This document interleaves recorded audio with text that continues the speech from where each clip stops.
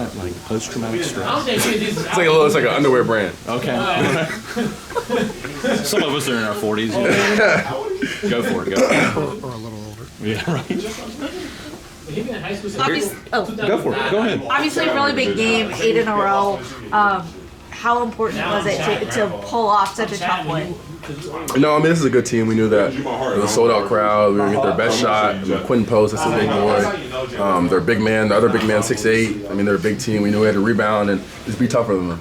Well, obviously, a lot of guys got in foul trouble, you know, but you were able to keep everyone from fouling out. You know, how much of that was maturity? I think that's the advantage that we have. I mean, Coach David talks about all the time. We have really, really good players. We have a bunch of starters that come off the bench, a bunch of guys who are on the bench for us, but starting 99% of the teams in the country. So we have players like that. When people get in foul trouble, like me or Mondo or anybody, RJ, anybody gets in foul trouble, we got guys that can come in and they won't drop a ball. Harrison, there were a couple of unique lineups late in the first half. Absolutely. Yeah. I don't think we've seen Zayden and James together on the court, except maybe in mop-up duty, but they were able to deliver. They were able to kind of continue the physicality that you guys were playing with, and James got that bucket at the end of the half. How big was it that you guys went that deep in the bench and they were able to help you guys out? I mean, I think that's what makes our team special. We're so deep. We're so many different players. We have 3 deep at each position. I mean, Zayden and James come in. James really hasn't played all year, and he comes and gives us great minutes.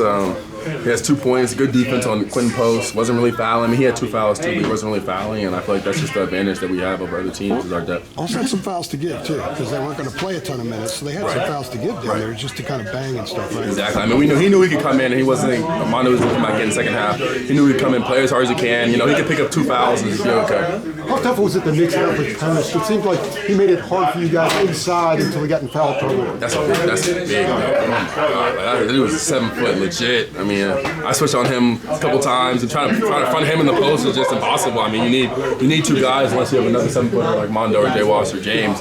You need 2 guys to stop him. I mean, he was a monster. It was tough to stop him, but as a team effort, I mean, we got the job done. How did you see Armando deal with the foul trouble? Because it obviously affected him in the first half. Didn't score.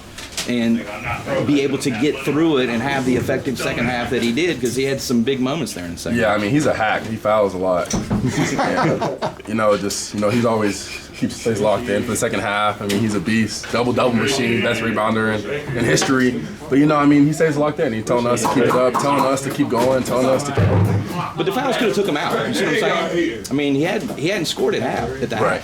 I mean, it could take him out, but he's locked in. He's all about winning. This is our leader. He's all about winning. You guys scored 11 of your last 12 possessions in the game. What was working at that point for you? I mentioned this to you last game, how at the end of the game we run 3 different plays, and whichever one works, we run it over and over again, and we found a play that worked over and over again, so we kept running and they couldn't stop us. And you guys have done that routinely, even going back to Radford in the opener. You guys were pulling away. Exactly. You have extreme confidence in that situation. You guys know that you're going to get stuff done. And we practice it every day in practice. We do an 81 drill where it's 3 minutes left on the clock. Just doing execution, different half-court plays, full-court plays. I mean, even if the game's closer, if it's a 3-point game, 2-possession game, if we're down, I mean, we work on everything, and I feel prepared for every situation. The way you guys shoot free throws, is there some comfort when you go to the bonus so early like you did today? For sure for my other teammates. I haven't been shooting the free throw ball that well, but for sure, I mean, we get in the bonus. I mean, every team we play, I don't think we played a team that's made more free throws than us in the country. And we got guards that can get to the paint, like Elliott and RJ and Seth. We got bigs that are dominant down low. I mean, I feel like to stop us, it takes the whole team effort, and it's very tough. It looked like a big part of the mission was to draw those fouls. You drew one late, and you give a fist bump afterward. Hubert was getting on you guys a lot, I think, on that long possession. That obviously was part of the mission. Get to the line, get them in foul trouble, and when the team gets in foul trouble, they probably get a little skittish, too. I mean, exactly. In a game like that where it's ugly, where they're at the foul line a lot, we're not playing our fast pace. I mean, we're not having the quantity of possessions that we have. We know that. For them to get the foul line, we'll get the foul line, too. I know I had a small defender on me. We've been working on the move. I always get to that little right hook. Sorry. And then every time I work on the move with Marcus Page the last few days to get to the right hook, pump fake. The guy usually jumps. The guy jumped, got the foul, got to the line, made 2 free throws. What's the feeling like? Go ahead. The streak here where you won